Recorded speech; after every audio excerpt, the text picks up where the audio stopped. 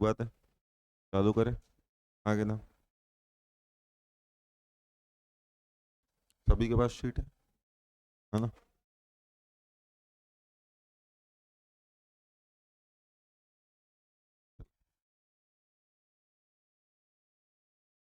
So good morning everyone. Yes, so finally अब आप जानते हैं आपके एग्जामिनेशन पॉइंट ऑफ व्यू से जो खास बात रहती है कि कौन कौन से अमेंडमेंट्स आपके एग्ज़ाम के लिए अप्लाई होते हैं नहीं होते हैं। तो वो सारी अमेंडमेंट्स को लेके अमेंडमेंट की क्लासेस जो है वो लेके अपन आ चुके हैं। तो अमेंडमेंट में जितनी भी बातें होती है specifically with respect to GST, खास तौर पे जो अमेंडमेंट है ये मोस्टली रेलिवेंट है आपके लिए from examination point of view May 26। तो मई 26 तक वालों के लिए ये जो अमेंडमेंट है ऑब्वियसली जो मई के लिए है वो सितंबर तक तो जाएगा ही, बट अभी हमारा जो फोकस है वो मई 26 में जो एग्ज़ाम अपेयर कर रहे हैं उनके लिए क्या क्या अमेंडमेंट्स एप्लीकेबल होती है। ज़्यादातर हमने क्लास में पढ़ा है तो वो सारी चीज़ें तो अपडेटेड हमने पढ़ी है या हमारे नॉलेज में है ही, चाहे वो उसका रिटर्न टेक्स्ट पहले था कि नहीं था, बट अब समझ लीजिए उसी का रिटर्न टेक्स्ट का डिस्कशन भी चल रहा है। तो आज के इस वीडियो में अपन पूरी तरीके से क्या कि जितनी भी अमेंडमेंट स्पेसिफिकली रिलेटेड है जो पहले हमने अलग अलग जगह पढ़ रखी थी वो सबको इकट्ठा एक साथ एक जगह देख रहे हैं। अमेंडमेंट का इम्पोर्टेंस रेलिवेंस आप जानते हैं, एग्जाम में सीधा सीधा उसका वेटेज बढ़ जाता है। ठीक, अमेंडमेंट की बात करें तो जैसा आप देखते हैं कि अमेंडमेंट अगर मई 26 के हैं तो आपको ये आइडिया रहना चाहिए कि कब कब तक के अमेंडमेंट आपके लिए अप्लाई होते हैं। आपके लिए अप्लाई होता है अमेंडमेंट टिल मई 2020, मई 26 के लिए 31 अक्टूबर 25। तो 31 अक्टूबर 25 तक के ही चेंजेस जो हैं वो आपको फोकस रखने हैं। चेंजेस तो उसके बाद भी हुए हैं, पर बाद में हुए हैं वो आपने अगर सुने हैं सोशल मीडिया से तो उसको फॉलो मत कर लीजिएगा, वरना ये अटेम्प्ट में तो काम नहीं आएगा, हो सकता है अगले में काम आ जाए। तो इसलिए ऐसा ध्यान, ऐसा उम्मीद मैं नहीं करता आपसे। ठीक, तो 31 अक्टूबर 25 जो है वो डेडलाइन डेट है आपके एग्जामिनेशन पॉइंट ऑफ व्यू से अमेंडमेंट की। अब उसके बाद एक एक करके आगे बढ़े तो क्या क्या अमेंडमेंट आया है चैप्टर वाइज टॉपिक वाइज अगर बात करें, जैसे पहला इंट्रोडक्शन चैप्टर, उसमें क्या अमेंडमेंट रखना है। ठीक, वो खुद जीएसटी का इंट्रोडक्शन है। दूसरा चैप्टर आपने देखा था सप्लाई, एज सच उसमें भी कोई ऐसा अमेंडमेंट नहीं है। अमेंडमेंट पहला आया सीधा तीसरे चैप्टर विच इज चार्ज। अब चार्ज अंडर जीएसटी की जब हम बात करते हैं, चार्ज अंडर जीएसटी में जब हम बात करते हैं तो सेक्शन 9 और 10 दो चीजें इसमें देखते थे। उसमें 9 में आप जानते हैं चार्जेबिलिटी कितने लोगों पे डाली गई थी, 3 लोगों पे। एक डाली गई थी 9(1) और 9(2) में सप्लायर पे, एक डाली गई थी 9(3) और 9(4) में रेसिपिएंट पे, और एक डाली गई थी 9(5) में ई कॉमर्स ऑपरेट। अब जो 9(5) में लाइबिलिटी डाली गई थी किस पे, ई कॉमर्स ऑपरेटर, जो कि क्या करता है, नोटिफाइड सर्विस देता है। क्या देता है, नोटिफाइड सर्विस। उस नोटिफाइड सर्विस में it is the e commerce operator who is liable to pay GST under 9(5), और उस लिमिटेड पर्पस के लिए e commerce operator is treated as the supplier. यही हमने सीखा था। यस, अब वो नोटिफाइड सर्विस क्या क्या होती थी वो अगर आपको कुछ याद आ रहा हो तो आपने कुछ देखा था कि नोटिफाइड सर्विस ऐसा कुछ 2/2 होता था। 2/2 होता था, इसका मतलब दो सर्विस ऐसी होती थी जहां compulsory e commerce operator tax पे करता है, और दो सर्विस ऐसी होती थी जहां पे ई कॉमर्स टैक्स तब देता था जब supplier was not liable to pay tax. Correct, जैसे कि एग्जांपल के तौर पे आपने ट्रांसपोर्टेशन ऑफ पैसेंजर देखा था, लाइक ओला उबर। आपने देखा था रेस्टोरेंट की सर्विसेज, जोमेटो स्विगी के थ्रू। करेक्ट, आपने देखा था हाउस कीपिंग सर्विसेज, अकोमोडेशन इन होटल सर्विसेज। तो ये चार सर्विसेज थी। फिर ट्रांसपोर्टेशन ऑफ पैसेंजर में ही अलग से एक पॉइंट और देखा था हमने, वो था ओमनी बस अदर देन कंपनी वाला। तो अगर कंपनी ओमनी बस सप्लायर है तो फिर वो नॉर्मल केस है फॉरवर्ड चार्ज का, बट अदर देन कंपनी है तो वापस से e commerce operator is the person liable to pay tax. तो देखा जाए तो ब्रॉडली ये 5 पॉइंट कवर होते थे ऑलरेडी। अब इस 5 पॉइंट में एक पॉइंट और ऐड हो गया है। तो एक पॉइंट और ऐड हो गया तो इसका मतलब अब एक और सर्विस ऐड हो गई है जिसपे e commerce operator is the person liable to pay tax under 9(5). अब वो जो ऐड हुआ वही ऐड, यानी पहले तो देखिए ये 5 लिस्ट आपको दे रहा था जो आपने पहले भी पढ़ी थी कि ट्रांसपोर्टेशन ऑफ पैसेंजर्स था, फिर transportation of passengers by omni bus था। Correct, other than company unless it is a company. उसके बाद अकोमोडेशन वाली सर्विस थी, हाउसकीपिंग वाली सर्विस थी, रेस्टोरेंट वाली सर्विस थी। तो ये 5 तो पहले से आप देख चुके हैं, ये ऑलरेडी पुराना है, इसमें कुछ भी नई बात नहीं है। ठीक, तो ये चीजें ऑलरेडी एग्जिस्ट करती थी जहां ई कॉमर्स ऑपरेटर की लाइबिलिटी होती थी। तो नया क्या आया, दिस इज न्यू। तो नए की अगर हम बात करें तो अमेंडमेंट क्या है, तो अमेंडमेंट है service by way of local delivery, service by way of local delivery except where the person supplying such service through e-commerce operator is liable for registration under subsection 1 of 22 of the CGST। मतलब कौन सी वाली service आ गई, local delivery service. तो आजकल आप देखते हैं ये सब का भी चलन जो है बढ़ चुका है मार्केट में कि लोकल डिलीवरी ऐसा झटपट मंगाओ, करेक्ट। तो ऐसा आप बोलते हो ना, हाँ, तो किक इट, तो ऐसा करके मतलब अभी आप ऐसा करके कुछ कई सारी सर्विसेज मंगाते हैं। तो ऐसी जो सर्विसेज होती है लोकल डिलीवरी सर्विसेज, करेक्ट, जिसके मान लो जो ई कॉमर्स ऑपरेटर के थ्रू किया जाता है, तो उस केस में देखा गया था वो अभी तक कहीं कवर नहीं हो रहे थे। तो कहीं कवर नहीं हो रहे थे तो सवाल है फिर टैक्स कौन दे।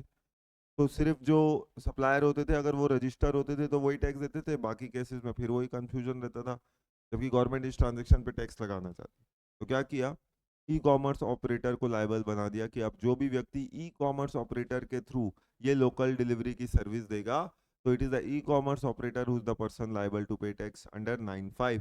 लेकिन इसको कौन से वाले कैटेगरी में रखा, अकोमोडेशन, होटल और हाउसकीपिंग वाली कैटेगरी में रखा, क्योंकि वहां पे ई कॉमर्स ऑपरेटर कब टैक्स देता है, जब वो लोग टैक्स नहीं देते। तो यहाँ पे भी सेम है कि लोकल डिलीवरी में भी ई कॉमर्स ऑपरेटर तब टैक्स देगा एक्सेप्ट, एक्सेप्ट क्या, जहाँ पे पर्सन सप्लाइंग सच सर्विस, पर्सन सप्लाइंग सच सर्विस मतलब जिसने वो सर्विस प्रोवाइड की थी, सर्विस प्रोवाइडर, अगर वो लायबल टू रजिस्टर है तो वही टैक्स देगा। तो अगर वो लायबल टू रजिस्टर नहीं है, मतलब अनरजिस्टर्ड व्यक्ति है, छोटा मोटा व्यक्ति, और वो ई कॉमर्स ऑपरेटर के थ्रू सर्विस दे रहा है, तब e commerce operator will be the person liable to pay tax. मतलब उस वाली कैटेगरी में रखा, कंपलसरी इको वाली कैटेगरी में नहीं है, वो इको जहाँ पे सप्लायर टैक्स नहीं देता वो वाली कैटेगरी में रखा गया। तो ये एक अमेंडमेंट, एक एडिशन हुआ है रेदर किसमें, ई कॉमर्स ऑपरेटर के चार्ज वाले पॉइंट में। और अब जरा बताइए, अगर यहाँ पे अब ई कॉमर्स ऑपरेटर टैक्स पे करेगा तो पहले टीसीएस लगता था अंडर सेक्शन 52। तो जो ई कॉमर्स ऑपरेटर इनको जो सर्विस देता था तो इनको जो पैसे देता था तो इनसे टीसीएस काटता था। तो क्या आज अब उनसे टीसीएस लेगा कि 95 का काम करेगा, 95 का काम किया जाएगा। तो जब 95 लगता है तो आप जानते हैं provisions of 52 that is tax collection at source does not apply. तो सेम बात आपको टीसीएस में भी बोलने को मिलेगा, करेक्ट। तो ये अमेंडमेंट आया किसमें, चार्ज में। तो मतलब चार्ज में सिर्फ 95 में एक लिस्ट ऐड हुई जो हमने देख लिया, करेक्ट, यस। अगला, अगला चैप्टर अगर हम बात करें, चार्ज खत्म करने के बाद अगला जो चैप्टर आता है अपना वो एग्जेम्पशन आता है। एग्जेम्पशन से जुड़ी हुई बातें खास तौर पे हमने देखी जब हमने जाना था जीएसटी 2.0। तो जीएसटी 2.0 जो था उसमें हमने देखा था कि जो आया था इफेक्टिव कब से, 22 सितंबर, तो 22 सितंबर 25, और आपके एग्जाम के लिए आप जानते हैं 31 अक्टूबर तक के चेंजेस हैं। तो 22 सितंबर 25 को जो जीएसटी में काफ़ी सारे बदलाव किए गए थे, करेक्ट। तो उसमें कई सारी चीज़ों को एग्जेम्प्ट किया गया था, जैसे कि याद करिए लाइफ इंश्योरेंस, हेल्थ इंश्योरेंस जो अभी तक टैक्सेबल होते थे उनको एग्जेम्प्ट किया गया था, करेक्ट। तो ये सारी बातें हमने क्लास में मैंने आपको ऑलरेडी बताई थी, यही चीज़ें यहाँ पे एंट्री के तौर पे आई है। तो अमेंडमेंट किस किस प्रकार से, कुछ अमेंडमेंट इन एग्जिस्टिंग एग्जेम्पशन, तो जो एग्जेम्पशन ऑलरेडी थी उसमें क्या अमेंडमेंट आया है वो देखना है, और क्या नया एग्जेम्पशन आया वो देखना है। तो ये देखिए दो तरीके से दिया है, जो ऑलरेडी एग्जेम्पशन था उसमें क्या बदलाव हुआ है और क्या नए एग्जेम्पशन आए। तो बदलाव किस में हुआ, transportation of goods by road. जब भी आप ट्रांसपोर्टेशन करते थे तो transportation of goods by road जो होता था, मतलब खाली जीटीए वाले को छोड़ दे और कोरियर एजेंसी वालों को छोड़ दे, ये दो को अगर आप छोड़ दे, जीटीए और कोरियर एजेंसी, करेक्ट, तो जो भी ट्रांसपोर्टेशन ऑफ गुड्स की सर्विस होती थी रोड के रास्ते या वाटरवेज के रास्ते वो एग्जेम्प्ट होती थी, करेक्ट। और जीटीए का मतलब जो है वो बेसिकली क्या होता था, वो हमने देखा था जो कंसाइनमेंट नोट इशू करता है उसको जीटीए बोलते थे, करेक्ट, जो फ्रेट चार्ज करेगा और कंसाइनमेंट नोट इशू करता था। अब इसमें एक्सप्लेनेशन में डाल के वही चीज क्लियर कर दी कि ये जो लोकल डिलीवरी करते हैं, करेक्ट, अब क्या इसे ट्रांसपोर्टेशन मान के इसे एग्जाम्पशन दिया जाएगा? तो एक्सप्लेनेशन में क्लियर कर दिया, nothing contained in this entry shall apply to local delivery service, मतलब अगेन उसी से जुड़ा हुआ चेंज है। तो लोकल डिलीवरी सर्विस जो देते हैं, चाहे वो provided by e commerce operator हो या provided through e commerce operator, by e commerce operator जब ई कॉमर्स ऑपरेटर ही ये सर्विस दे रहा, या थ्रू ई कॉमर्स ऑपरेटर मतलब दूसरे लोग जो सर्विस दे रहे हैं थ्रू ई कॉमर्स ऑपरेटर, तो इन्हें इस एंट्री का बेनिफिट नहीं मिलेगा। तो क्या इनको एग्जाम्पशन मिलेगी? क्या इनके लिए एग्जाम्पशन नहीं है, इनके लिए तो 9(5) बनाया ही है, अभी हमने देखा, तो ये एग्जाम्पशन इनके लिए नहीं है। तो ये एक्सप्लेनेशन में क्लियर कर दिया कि ये वाला एग्जाम्पशन इनके लिए नहीं होता है। उसके बाद न्यू एग्जाम्पशन जो इंट्रोड्यूस हुए, तो ये आप ऑलरेडी नोन है, 36C और 36D करके एंट्री है, जिसमें किसको किसको एग्जाम्प्ट किया, लाइफ इंश्योरेंस और हेल्थ इंश्योरेंस, और देख लीजिए इफेक्टिव फ्रॉम 22 सितंबर। तो लाइफ इंश्योरेंस पहले केवल लिमिटेड पॉलिसीज ही एग्जाम्प्ट होती थी, वो भी गवर्नमेंट की, जो आपने एग्जाम्पशन लिस्ट में इंश्योरेंस में देखा था कि गवर्नमेंट की कौन कौन सी पॉलिसीज एग्जाम्प्ट होती है, चाहे लाइफ इंश्योरेंस हो चाहे जनरल इंश्योरेंस हो।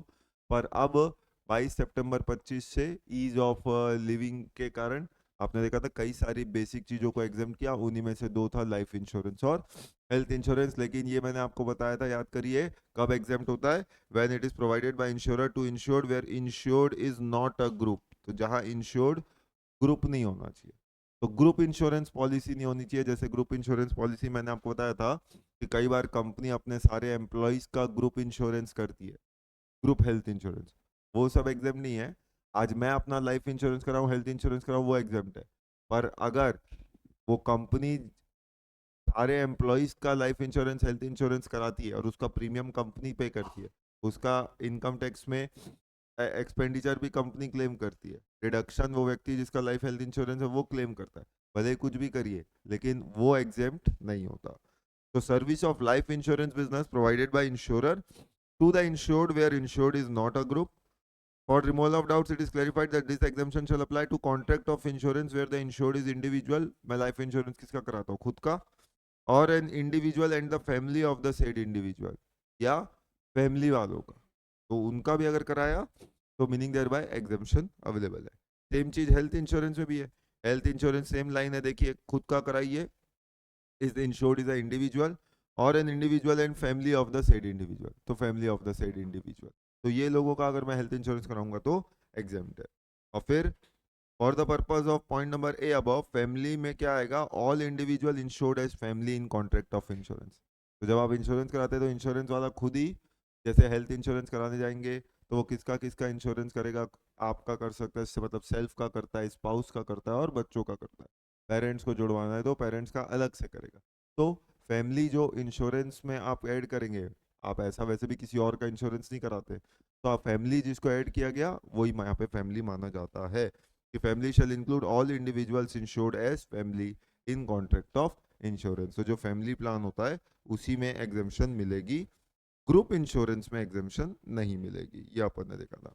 और फिर इन्हीं का री इंश्योरेंस कराएंगे तो 36E, तो री insurance of insurance service in 36C और डी, तो उनका री इंश्योरेंस भी एग्जाम्प्ट हो गया। तो ये तीन एग्जाम्पशन लाइन से एग्जाम्पशन वाले पार्ट में ऐड हो गए, करेक्ट। तो लाइफ हेल्थ में ये भी ऐड हो गया। उसके बाद जैसे मैंने बताया था जीटीए की जो डेफिनेशन है, जीटीए की डेफिनेशन में वही देख लीजिए, वो डिलीवरी वाला चीज को एक तरीके से एक्सक्लूड कर दिया। मतलब एक तरीके से GTA means a person who provides service in relation to transportation of goods by road and issue consignment note by whatever them called, तो वो तो ही होता, but shall not include e-commerce operator by whom service of local delivery are provided or e-commerce operator through whom service of local delivery is provided, same चीज। तो वो GTA की definition को भी उसके मुताबिक अपडेट कर दिया फ्रॉम 22 सितंबर। फिर वो न्यू डेफिनेशन आई है, ठीक है, वो डेफिनेशन अब हेल्थ इंश्योरेंस क्या होता है और ये सब क्या होता है वो बता रहा है, ठीक है, that can be taken care of. अगला जो आता है वो आता है वैल्यू ऑफ सप्लाई, मतलब एग्जाम्पशन में अमेंडमेंट हुआ है और एडिशन हुआ है, ठीक। अगला आता है value of supply. Value of supply topic पे हम बात करते हैं तो ये भी एक नोन चीज है, हालांकि उसे रिसेंट बजट में किया गया, पर ये बात ऑलरेडी काउंसिल की मीटिंग में पहले ही हो चुकी थी। तो बजट तो जीएसटी में चेंज लाने की एक फॉर्मेलिटी होती है, तो मेन चेंजेस आप जानते हैं जीएसटी में किसके आते हैं, काउंसिल के मीटिंग के थ्रू आते हैं। तो काउंसिल की मीटिंग ऑलरेडी 56 वाली जो हो चुकी थी, जो इफेक्टिव हुई 22 सितंबर 25 से, उसमें ये सारे चेंजेस ऑलरेडी हो चुके थे जो इस बजट में आए। उन्हीं में से जो था वो क्या था, clarification on doubts relating to treatment of secondary और पोस्ट सेल डिस्काउंट्स। ये चीज ऑलरेडी अपनी बुक में भी है, पहले भी इस पे सर्कुलर्स आ चुके हैं, आप समझ लीजिए नोटिफिकेशन के थ्रू ही उसको क्लियर कर दिया। क्या कि पोस्ट सेल डिस्काउंट जो दिए जाते हैं, आज आप जानते हैं वैल्यू ऑफ सप्लाई निकालते वक्त, जब आप वैल्यू ऑफ सप्लाई निकालते हैं तो दो तरीके के डिडक्शंस मिलते हैं, 15 सबसेक्शन 3 का क्लॉज ए और 15 सबसेक्शन 3 का क्लॉज बी। 3 के ए में आप जानते हैं discount at time of supply दिया जाता है, उसके लिए शर्त क्या होती थी, शोन इन इनवॉइस। तो डिस्काउंट अमाउंट जो है वो इनवॉइस में होना चाहिए, तो आपको जो है वो एक तरीके से डिडक्शन मिल जाता था।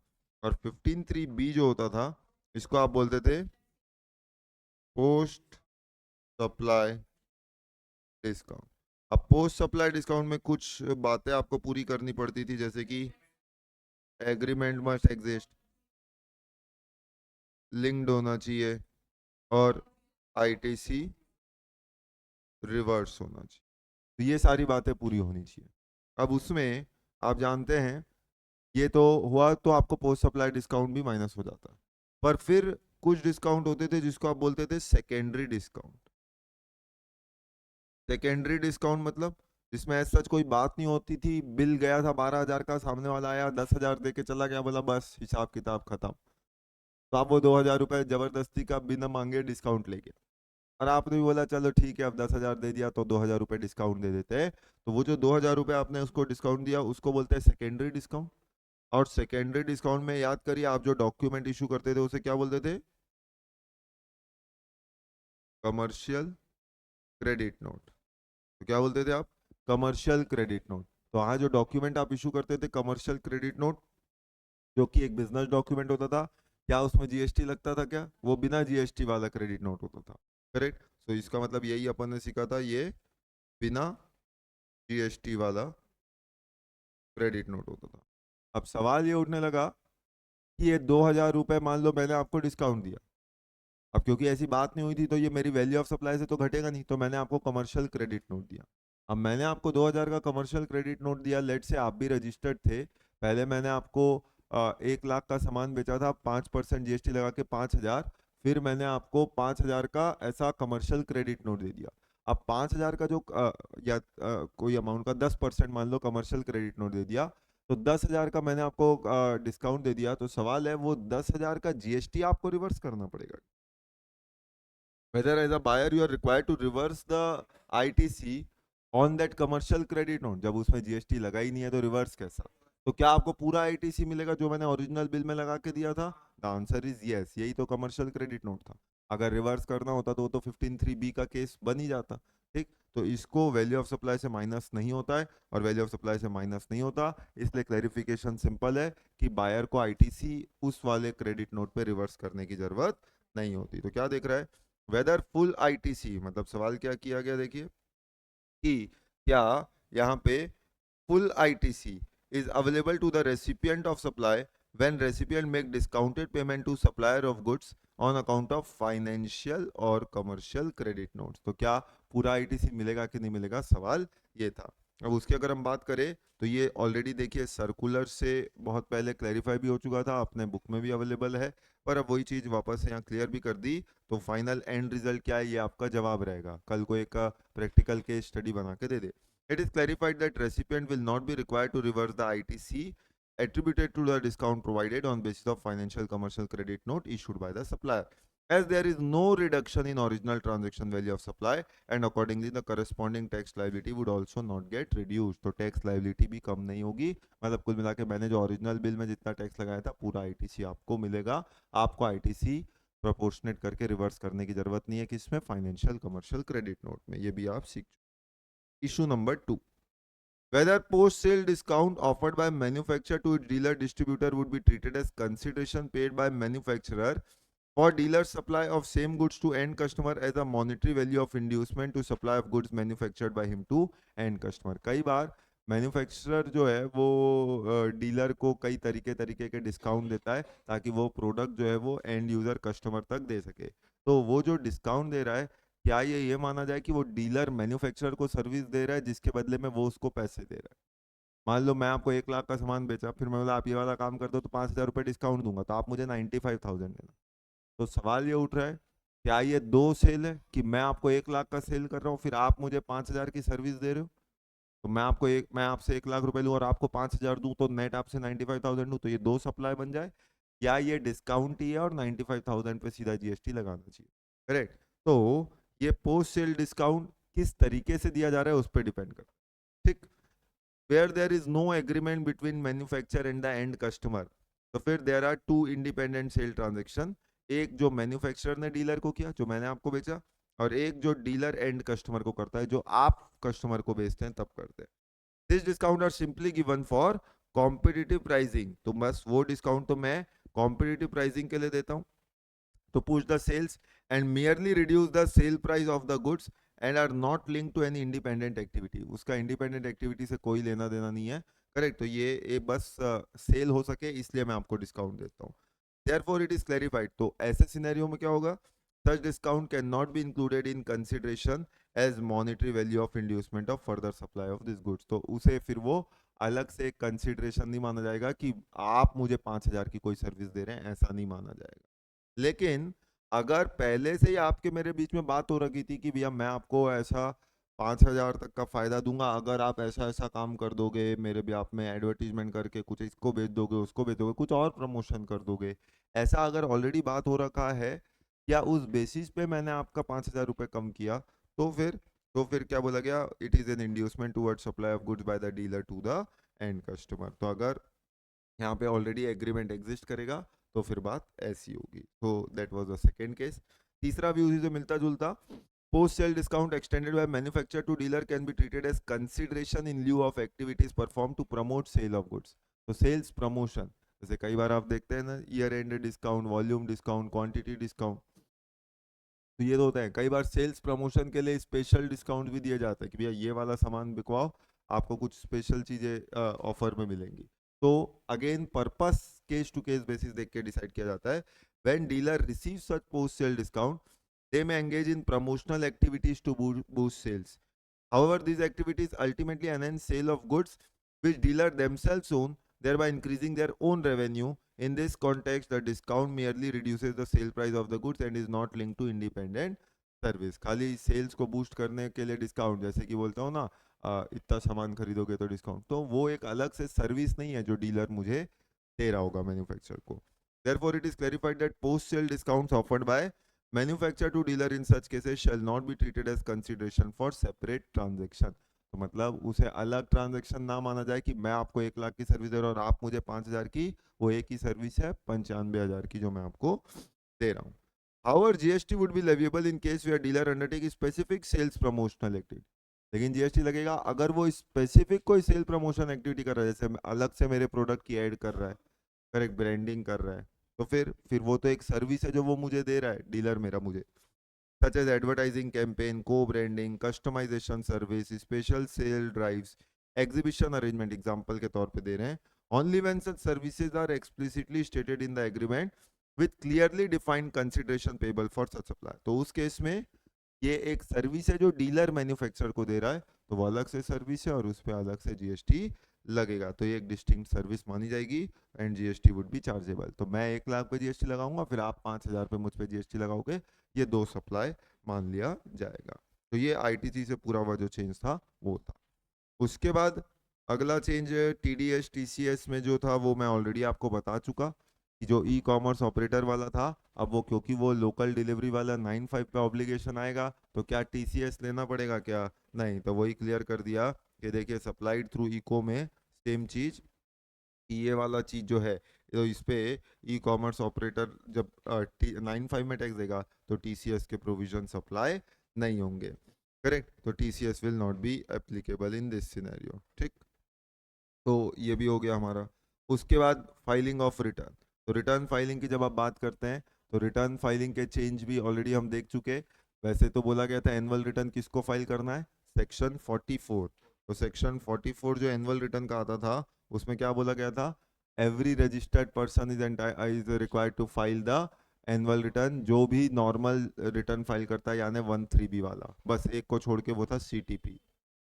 सीटीपी को छोड़ के बाकी हर व्यक्ति जो जीएसटीआर 1 फाइल करता है उसको एनुअल रिटर्न जीएसटीआर 9 में फाइल करना कंपलसरी होता था। लेकिन याद करो मैंने आपको बताया था 2017-18 से लेके अभी तक हर साल गवर्नमेंट ने क्या बोला कि प्रैक्टिकली एनुअल रिटर्न किसको फाइल करना है, उन्हीं लोगों को फाइल करना है जिनका एग्रीगेट एनुअल टर्नओवर किससे ज्यादा हो, 2 करोड़ से ज्यादा। यानी हर साल गवर्नमेंट ये रिलैक्सेशन लाती है। तो इस साल के लिए भी ये रिलैक्सेशन लाया गया कि फाइनेंशियल ईयर 24-25 में एनुअल रिटर्न, फाइनेंशियल ईयर 24-25 का एनुअल रिटर्न कब फाइल होगा, 31 दिसंबर 25 मतलब हो चुका होगा। तो 31 दिसंबर 25 को जिनको एनुअल रिटर्न फाइल करना था 24-25 का, किनको कंपलसरी फाइल करना था, 2 करोड़ के ऊपर वालों को। तो एग्जाम्पशन किसको दिया, जिनका टर्नओवर 2 करोड़ के अंदर था।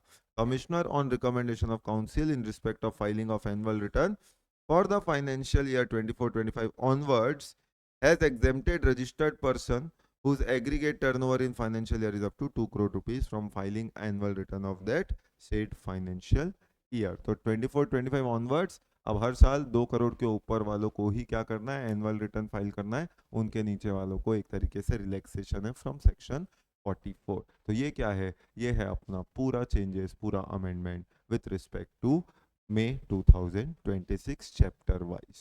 ठीक बात है।